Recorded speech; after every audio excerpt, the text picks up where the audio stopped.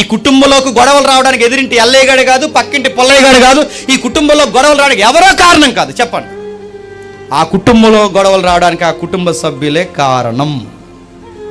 సౌలు కుటుంబం పాడవడానికి సౌలు కుటుంబకులే కారకులు.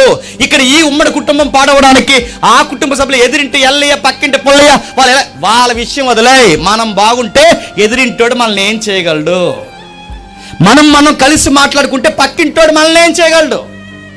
మన గుట్టు రొట్టె, మన గుట్టు రోడ్డుకెక్కి పనికి మనలకు లోకి వేయేలా మనం చేస్తే కనుక నెత్తి మీదకు కొంపట తెచ్చుకుని పెట్టుకుంటాం. గుర్తుపెట్టుకోండి, ఒక సమస్యను డీల్ చేయడం రావాలి. చాలా మంది చేసే పొరపాటు చెప్తున్నా, ఫోన్ చేసి చెప్పడం, పక్కింటికి చెప్పడం, చుట్టాలకు చెప్పడం, ఎదురింటోళ్ళకి చెప్పడం, ఎల్లమ్మకి పుల్లమ్మ చెప్తే వీళ్ళందరూ ఏం చేస్తారు? మన ఎదురుగా అయ్యో పాపం అలా జరిగిందా అంటారు, కానీ పక్క భలే జరిగింది అంటారు.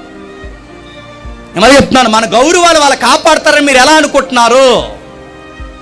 మనల్ని మనం ప్రేమించుకున్నంతగా మన మీద ఎదుటోళ్ళు జాపం అలా జరిగిందా అంటారు, కానీ పక్క భలే జరిగింది అంటారు.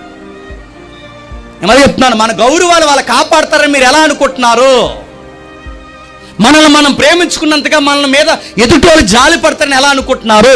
మన కుటుంబం విలువ మనకు తెలియకపోతే మన కుటుంబాన్ని బయట వాళ్ళు గౌరవిస్తారని ఎలా అనుకుంటున్నారు? కొన్ని విషయాలు బయటికి చెప్పకూడదు, అది మీలోనే డీల్ చేయాలి. మీకు డీల్ చేయడం రాకపోతే మీ కుటుంబాన్ని మీరే చేతులతో నాటిన కుటుంబాన్ని మీ చేతులతో మీరే పీకేస్తారు.